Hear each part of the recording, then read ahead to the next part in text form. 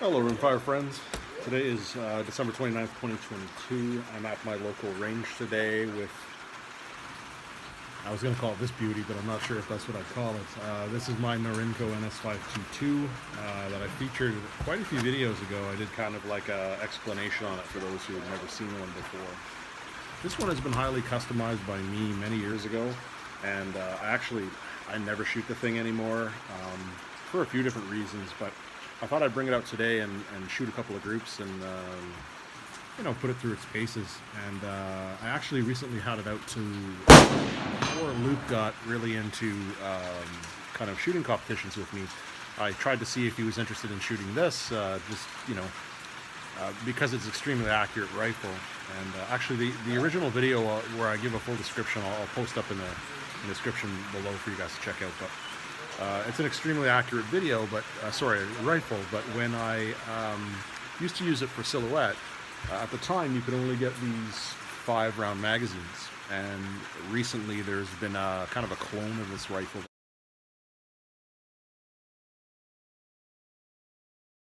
Came out 10-round magazines, and they can be easily modified to work in them. So for what we do, 10-round is essential. So it would make a good candidate.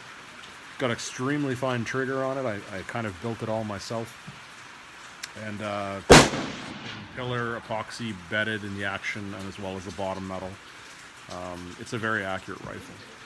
What it isn't is refined or nice to shoot, and so I haven't shot it in a long time, and taking it out and shooting it today, I'm like, man, for silhouette it's easy, or for offhand shooting, because you can control the motion, but on the bench it's just a miserable gun to shoot. So I don't really like it very much. It's also very particular on ejection, and my scope is sitting a little bit lower than it ever has for silhouette purposes, so it's the rounds are hitting the bottom of the scope and falling back in.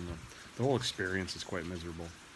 I don't ever remember it being very positive, but it was a positive shooter with pretty much everything. It actually has one of the tightest chambers I've ever had, and forget about CCI, forget about anything like that. It needs match ammo in it. So today, of course, I'm not shooting match ammo because, well, that's just me. I have a bunch of this that I picked up on sale, so I'm kind of shooting the Bruno and this with some TAC 22 today, and so I thought I'd kind of bring you guys along and show you what I'm talking about in terms of how this rifle shoots. I'll post up it's pouring rain right now, so I'll post up some groups later on in the end of this video for you guys to see. So anyway, here's a 5-round magazine right here. And even putting the magazine in is not the greatest experience ever. And everything on this rifle has to be very fluid and very purposeful. So you gotta close the bolt quickly, you gotta eject it quickly, because it hangs up on itself. And that's just the nature of the quality of Norinco machining, if you get my drift.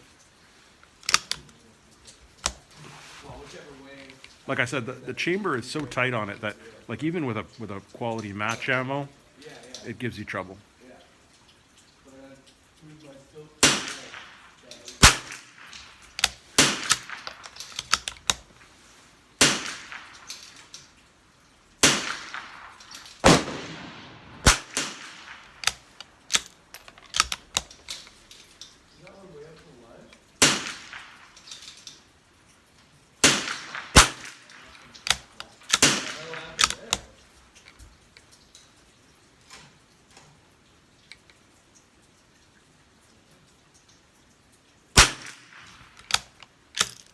But man, does it shoot. I got one hung up right there.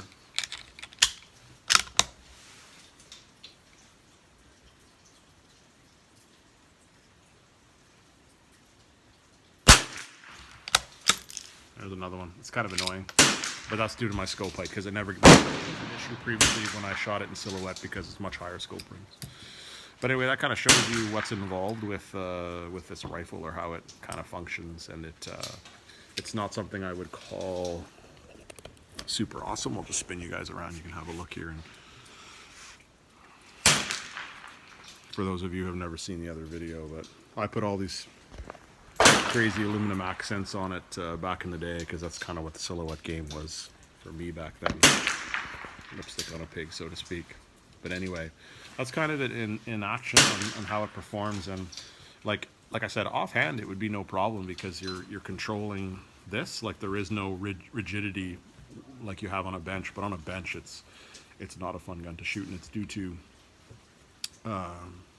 lousy feeding and lousy machining, and you can't polish it out. It's like literally a cold chisel and a hammer did the inletting of this, or the milling inside. And you know, it's too bad because offhand you don't notice, but once you get on a bench, it's like, forget it. You're rewarded with excellent accuracy, like I said, so it's certainly a nice gun to shoot. But if I was Luke wanting to shoot this, if what we shoot it in, I would be like, nope, which is exactly what he did. He's like, Dad, I hate the feeding on this. You pick up anything to compare it, Savage, whatever, or especially CZ Bruno with a nice smooth action, you're like, what is this? So it's unfortunate because as much work as I've put into this, it is only a good shooter with a really nice trigger. Everything else, not great. But anyway, I thought I'd just kind of share it with you guys because it is kind of a cool gun. You don't see you see them in Canada a little bit, but definitely not very often. So I'm happy to own this one. It has a lot of cool memories on it, but I'm definitely going to put it back in the safe probably for another 10 years. But anyway, thanks a lot as always for watching. Any questions or comments, leave them below and I'll do my best to answer them. But if not, I'm going back to the Bruno.